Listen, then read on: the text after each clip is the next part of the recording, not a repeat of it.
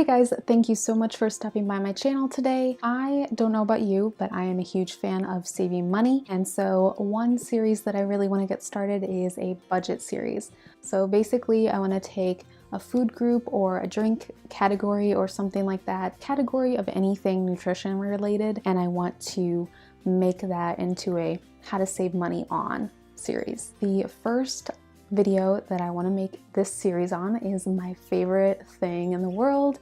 If anyone can guess, probably by the title of this video.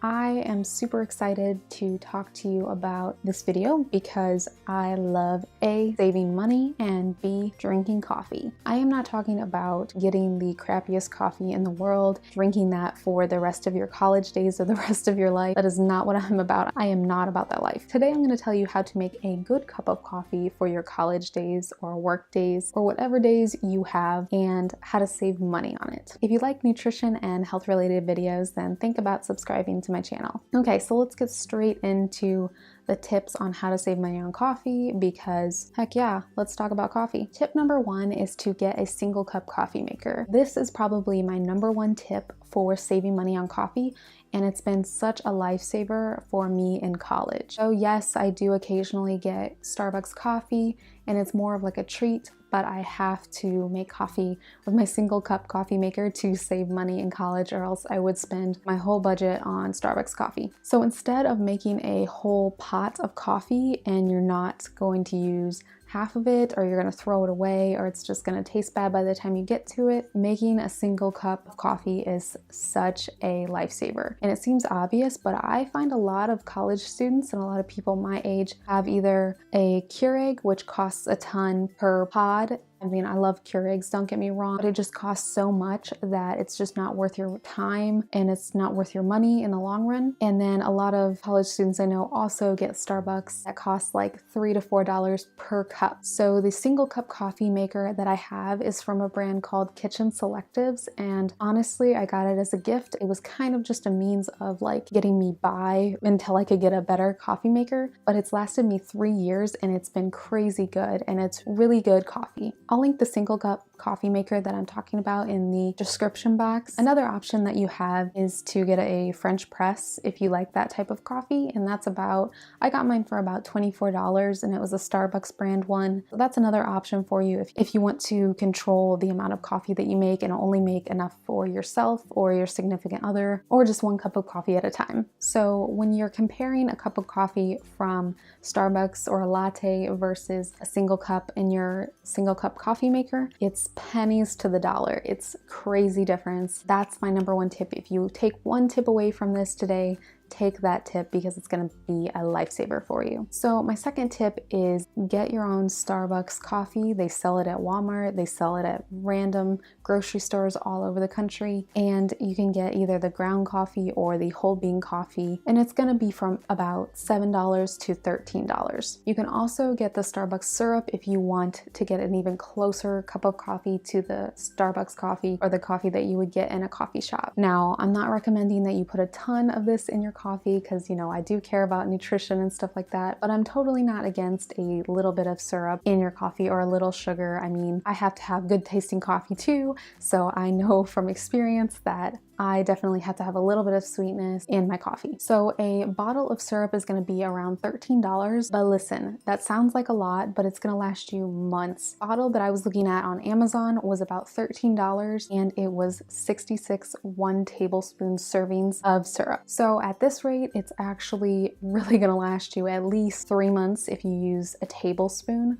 but honestly, I only use about a teaspoon, so that would last me almost like a freaking half of a year or a year. So if you go that route, then you're gonna have the Starbucks tasting coffee, but you're not going to have to pay for it every time. If you do the math with getting a bag of Starbucks coffee and also getting some of the syrup, then that's gonna be about same cost as it would be 3 to 4 lattes at Starbucks. If you wanna justify it that way, I think that's the way that I like to look at it is I could get either 4 cups of coffee or I I could spend more money down and get a couple months worth of coffee for the same cost. My next tip is to use milk alternatives, or half and half as your creamer instead of those already sweetened fancy creamers. So this is especially if you want to watch some of the ingredients that you're getting in your coffee. I know some of the creamers out there have some crazy ingredients, and it's like mostly vegetable oil and all these weird additives that I don't even know how to pronounce. For me, I like to use either milk alternatives like soy milk in my coffee or coconut milk, or I like to use a tiny bit of half and half. So how does this save you money? Well, first of all, if you're getting a carton of milk or a carton of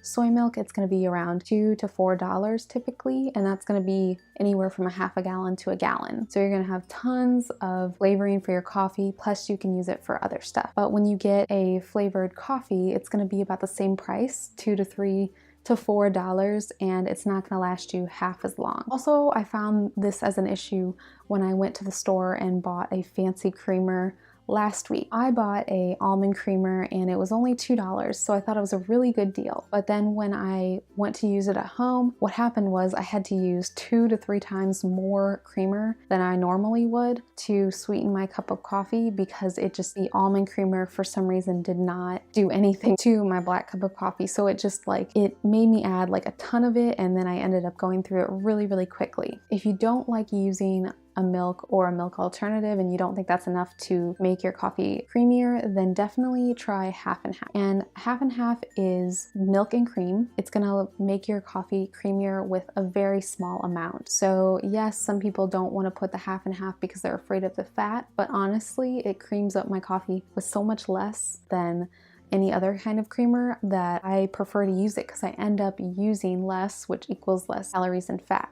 And although you don't need to obsess about the calories or fat in your coffee, it is good to be mindful of what you're putting into it, because you don't want to add a ton of sugar and a ton of cream to where you're adding too many excess calories or excess fat in your diet. So if you don't drink milk or you try to stay away from it, then I also have a video on how to make your own coconut creamer, so you can check that out. I will link it below, and that's another good alternative for making a very inexpensive creamer. I hope you enjoyed these few tips on how to save money on your next cup of coffee.